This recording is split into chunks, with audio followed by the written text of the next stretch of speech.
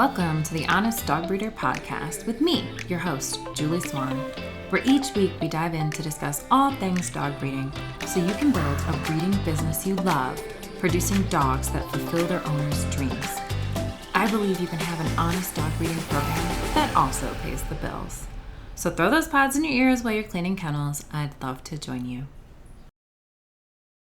I love that stores are closed on Christmas Day. It forces you to not go anywhere and not do anything.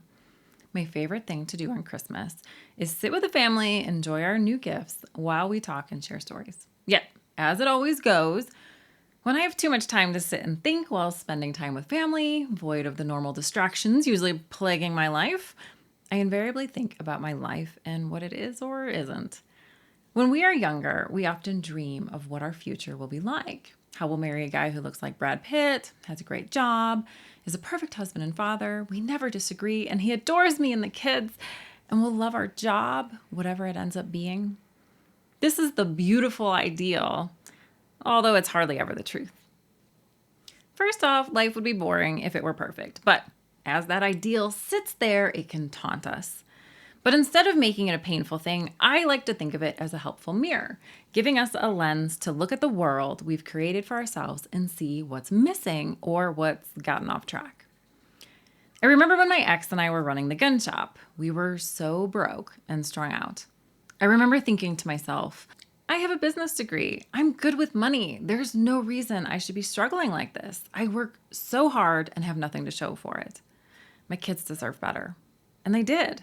They were dragged along for the ride, the long days, sharing mom with customers, and often mismatched outfits because it's hard to see what you have when you're living out of the dryer. I was embarrassed. I was better than this. When you're endlessly busy, it's easier to push this stuff to the side and not think about it. Then Christmas comes, everything stops, and you're forced to confront it. As you know by now, breeding was the thing that pulled me out of the muck.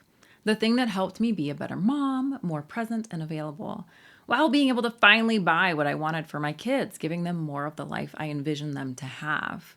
Christmas reflections are now enjoyable instead of agonizing. I want you to ask yourself, is dog breeding the bringer of good things for you and your family? It brings me so much joy when I speak with breeders and they tell me that the gifts under the Christmas tree came from dog breeding. Others tell me they were able to buy school clothes for their kids, pay for a better school, or take a few family vacations. Many breeders have gotten out of debt. They've bought a nicer house, and a few of them have even paid off their homes. These are just a few examples of how the breeding program can be the bringer of good things for your family. There are many ways to do this. Simultaneously, I've never met a breeder who was being honest with themselves and said, I have it all figured out. There's always something to improve, something that isn't quite how you want it. That's not a bad thing, but it's feedback. It gives you direction. It becomes your compass. Having the breeding business be the bringer of good things is not simply about money. It's about the breeding program being sustainable, stable, and most importantly, supportive of the life you want to live. It should help close the gap between your life and your dream life that you envision being married to Brad Pitt. Okay. I'm sorry, Brad. I have Bill now, so you're going to need to move on. The good things don't have to simply be money, although that helps. They can be more time with your family, giving you the ability to exit a job that takes you out of the home, or maybe it's about the freedom to travel because you don't have to save your vacation days. You simply take them. Not worrying about vacation days may simply be my favorite part of working for myself.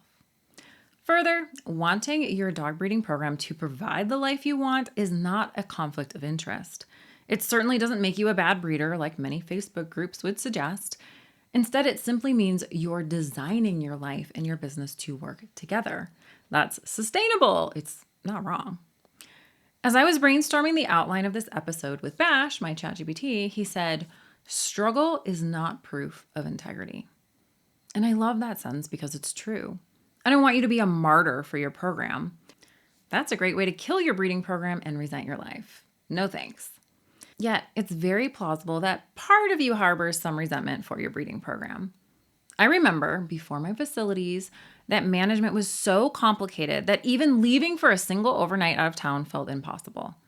I was in such need of money back in the day that I couldn't afford to skip litters. But now that my life is more stable and my price has increased, I do understand the drive to skip a litter here or there to free up time on your schedule. If you're feeling resentful of your breeding program, don't beat yourself up. It happens. It doesn't say anything about you as a breeder, maybe other than that you're human. However, it does give you a clue that things aren't where they need to be, and that's useful information. So now we need to ask ourselves, where isn't your program working? It's time for the gut check. How are things going in your breeding program? The year is wrapping up, but it's still fresh. So answer these questions in your mind and take note of the first thing that comes to mind. Often that's your gut instinct kicking in. What did dog breeding give you this year? Did it give you income? The ability to have more flexibility in your schedule? Did it bring a smile to your face when people picked up your puppies to take them home? Did you amaze yourself with the puppies that you produced? I love when that happens. Now, ask yourself, what did dog breeding cost you this year? Did you pass on vacation because your dogs were having puppies and you couldn't leave? Did you choose to stay home for Christmas again because the dogs were too complicated to find a sitter for? Did you spend some of your own money?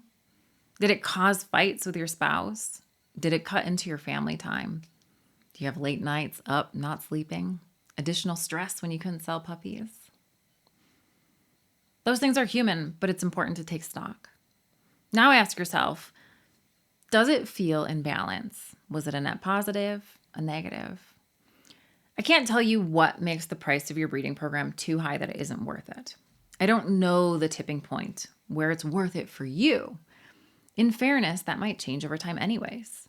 But what I can ask is this. Did it feel in balance and did it feel worth it? I don't expect your mama dogs to breed themselves, sell their puppies for you, and then hand you the money. That would be a little ridiculous. Breeding isn't an industry that magically makes money without work. But the work that you put in should feel worth it for the benefit you received. For example, did you feel incredible after sending your litters home?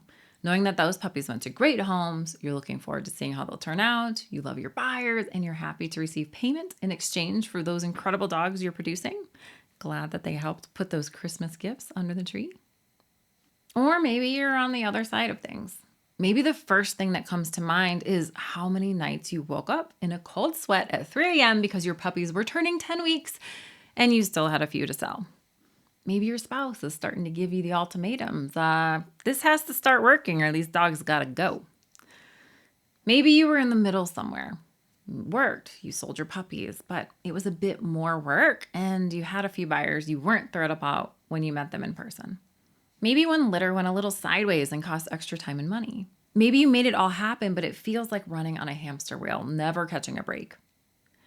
If you feel like you're living life in your breeding program carrying a fire extinguisher to put out fires left and right, then maybe that scale is tipping a little bit negatively. Don't feel bad. This is very common. It doesn't mean it's time to quit or that you're wrong. It just means you haven't found the right way to do that part of your business yet. That's pretty normal, and especially in a dynamic business like dog breeding. What I want to share with you is that there really is a way. So if you're beating yourself up over the progress or lack of progress that you made this past year, chances are you just haven't figured out the way it works for you and your breeding program. In all the breeders I've worked with, I've yet to meet 2 that ran their breeding program the same way. You know what that means? It doesn't mean that everyone is doing it wrong. It means that breeding requires a custom approach to success. What works for you, your dogs, and your buyers will invariably be a bit different than what works for another breeder. That's okay. That's how it works. This is why my goal is to always show you the options, the opportunities that exist, and the boundaries to stay within for standards so that you maintain integrity in your program while finding your custom approach. Lastly, don't forget to enjoy the journey along the way. It's fun when we can maintain the right perspective. Next episode, we'll kick off the year to a great start with some tips and tricks for new breeding world and how to set goals that will set you up for success in the ever-evolving dog breeding world. Thank you for joining me for another episode of the Honest Dog Breeder Podcast with me, your host, Julie Swan. Honest dog breeders are the future of dogs' quality of life, and I'm grateful you're one of them. I can't wait to see you in the next episode. If you found this episode helpful, please tap that like button. It helps me better understand you and supports the channel. If you're a current or aspiring dog breeder, I'd love for you to subscribe to the channel to be notified when new videos come out.